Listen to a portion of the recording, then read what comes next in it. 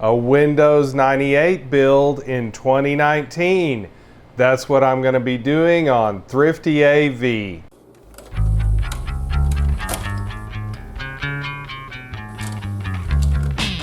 This is a custom PC build that I did around 2004.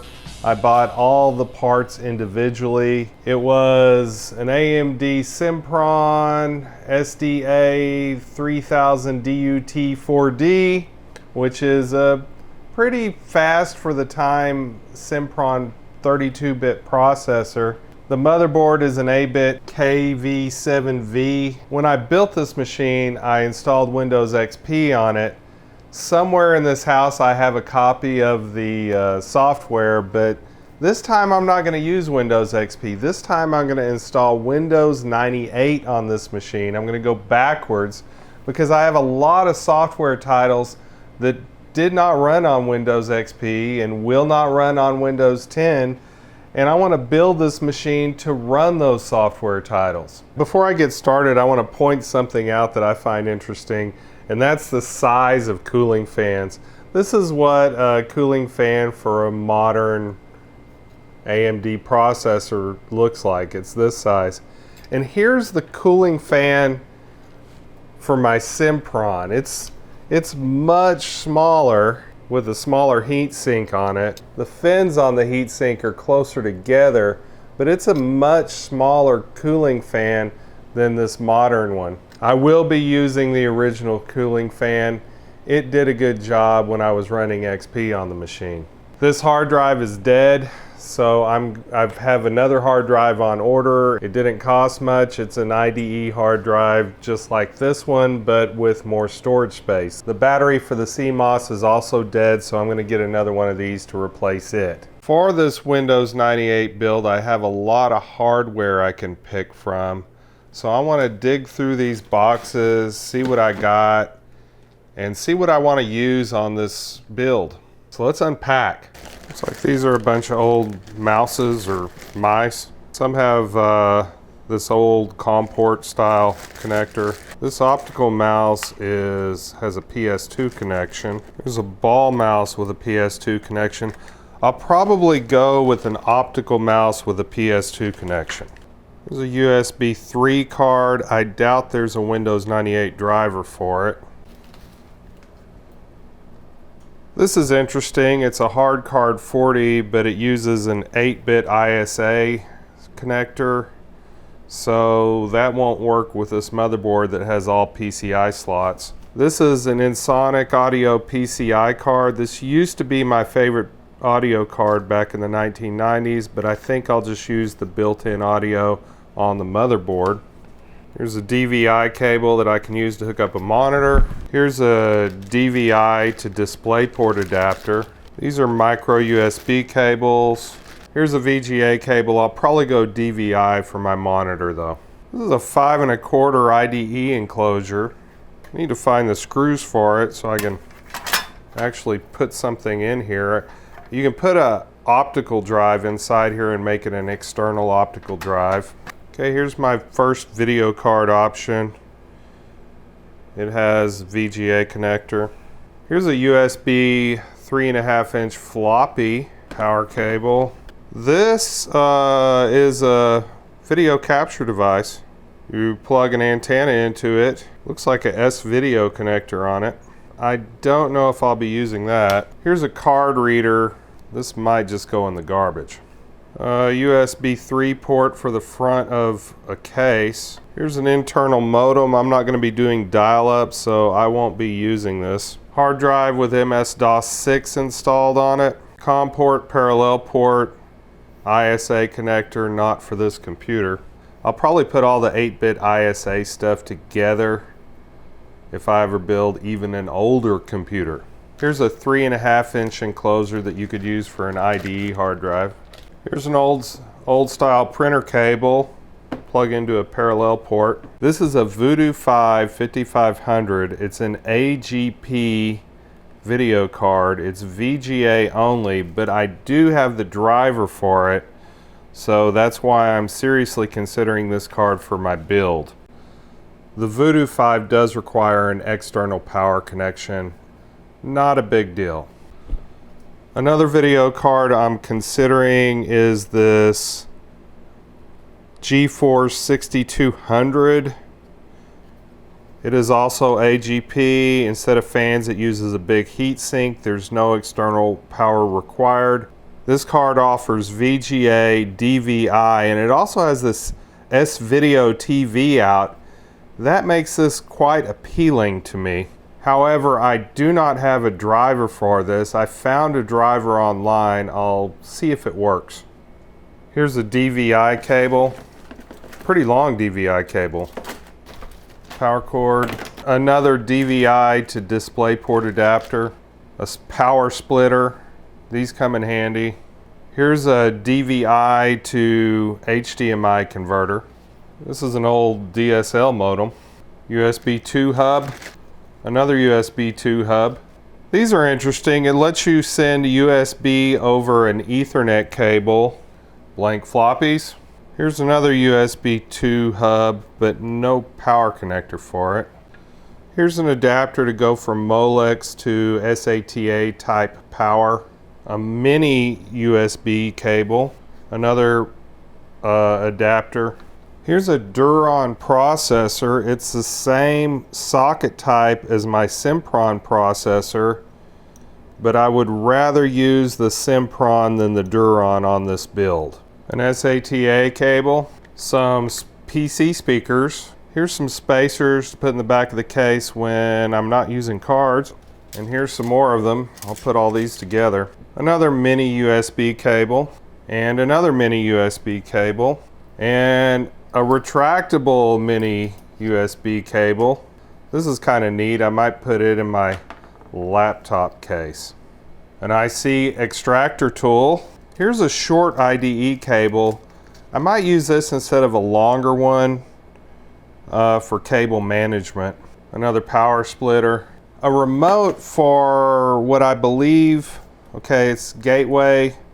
I believe this is a remote for a video capture card. This will let me run power to a 3.5-inch disc or anything else that uses a smaller power connector. Well, I don't have the rest of the box, but here is the corner of the box to the motherboard that I have on that machine. It's a KV7V. All right, this lets me use PS2 devices using a single USB. This build has PS2 connections, so this won't be necessary. Here's a rather dirty old keyboard, PS2 style, so I might clean this one off and use it. A 1 terabyte external drive. This could come in handy. I'm gonna set that aside. Here's another keyboard. This keyboard's USB. I believe it's backlit. Okay, here's a floppy cable. It replaces a ribbon cable with kind of a round one, but has the ribbon cable ends. Now, this is not for running 2 floppies. I can't do both a 5 1/4 and a 3 1/2. I can only support 1 floppy drive with this cable. This might be the gamepad I use, but I also have the option of this Gravis gamepad, and I also have this Microsoft Joystick. No drivers for any of these. Hopefully I can find them online. There's a USB 3 cable, probably won't use that on this build. Here's another micro USB cable. And I did not pay $6.59, but here's another Ethernet cable. An Ethernet cable that you can extend. So again, this might go in my laptop bag. Another USB 2 cable, another power splitter, another USB cable, another printer cable. This spacer allows airflow into the case. This is an interesting adapter. We got several different connector types on this side. On this side, we got FireWire and USB. This is for a COM port. This is an HDMI cable. I'm gonna put it with my TV stuff, not with my computer stuff. Another USB cable, more power stuff. There's some mounting hardware, faceplate stuff. That goes in the case that I'm putting together. This right here. An unmanaged Ethernet switch. Some software, I need to put it with my software. A dirty fan. Yet another USB mouse. Faceplate for a DVD burner. Here's another parallel cable, but it is not a printer cable. It has pins on both sides. So I believe this is called a lap link cable and is for communication between two computers. This is a USB extension cable, VGA cable. This is a curious cable. It looks like a VGA cable, but it doesn't have enough pins on it. Not sure what it's for. That's part of a computer case. This is a floppy drive connector. That's for a 3.5-inch floppy. That's for a 5.25. And here's for a second one. And this is what a VGA cable is supposed to look like. It looks like it's like 2 VGAs on one side, and that looks like a DVI on this side, but I don't know if it is because DVIs usually have a gap in them. So if anyone knows what this cable's for, please write something in the comments. Another SATA cable. This is a typical USB cable. This one's USB male on both ends. More cables, more cables. Here's another USB extension cable. This is interesting. It's a USB to PS2 adapter.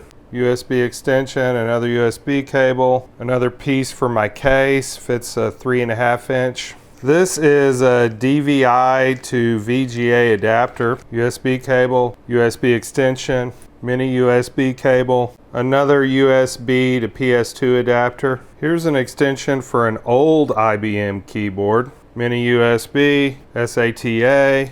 Here's some Ddr Ram. Doesn't say what the capacity is. Doesn't say what the speed is. Nothing on the back.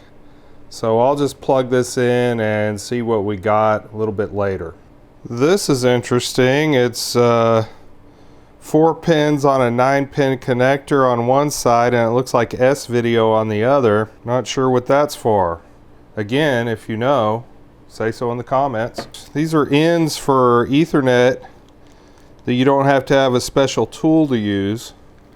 I'll put this with my Ethernet tools. Another VGA to DVI adapter and another USB cable. Found a few more odds and ends sitting around. Here's a gateway keyboard. Has some specialized buttons on it. It has a PS2 connection. Here's a Logitech gaming keyboard, USB connection. This is the only cooler I have that'll work with this processor, and of course I have the Sempron and the Ddr Ram. There's 3 DIMM slots, so I got to figure out which has more capacity, this DIMM or this DIMM. Also, I need to check out the speed. I know I'll be using these two. These are 1 GB each. Here's a box full of K-screws and standoffs. And there's some jumpers in here, some silicone paste. So I'll use this when I'm putting the computer together. Here's another video card. It uses a 16-bit ISA slot, and it is VGA. This won't work on this PC. All right, here's a video card, a PCI video card that's VGA. There are PCI slots on this computer, but I would rather use the AGP slot. Another video card that's PCI. I don't really want to use this one because this is my favorite test card because it has DVI, HDMI, and VGA. Also, I doubt that it's supported by Windows 98. Here's an NVIDIA PCI video card, large heatsink and a fan on it. Again, not for Windows 98. Here's an external enclosure for a SATA hard drive. Not currently using it, but it's nice to have available. Here are 4 IDE hard drives. None of them tested as okay. They're all dead. But I've held on to them just in case one day I might be able to recover the data off of them. Not likely, but here they are. Here's a stack of optical drives. Some of these may work, some of these may not. I really need to test them all, dispose of the bad ones, and keep the good ones. Next to it, I got 2 5.25-inch drives. This one's a Mitsumi. It's rather heavy. This one is a TAT. I want to try to use one of these drives in my new build, as I do have some old 5.25 discs and I would like to be able to access them. Here's another keyboard. It's a Dell with a USB connection. Here's a big bag of RAM. That's all DDR3, 4 sticks of DDR3 in there. This is also DDR3, another DDR3, another DDR3, another DDR3, another DDR3. That is DDR, that's not DDR3. So I'm gonna put it with the other DDR RAM. DDR3, DDR3, DDR3, DDR3, laptop RAM, Intel Core i7 processor. Here's a bunch of audio cables that plug into the back of an optical drive, sending an analog audio signal to sound cards. Here's some RAM that came out of my Dell laptop that died. Here's a 2.5-inch hard drive that came out of my Dell. I've tested this works, but this will not be going into this build. It's SATA. Here's a bin with more cords, cables, and parts, but all these are gonna be used for my newer PC build, except for maybe this mouse here. This is a PS2 mouse. So I'm not gonna go through this until I build my other new PC. Here are 2 cards that were already installed in that machine that I'm not gonna use. This is a FireWire card. This would be used for older video cameras that use this interface. And here is a dial-up modem. I'm not gonna be dialing up to anything, so I don't need this card. Oh boy, what a mess. I'm gonna organize this stuff by type and decide what I'm gonna put inside the PC.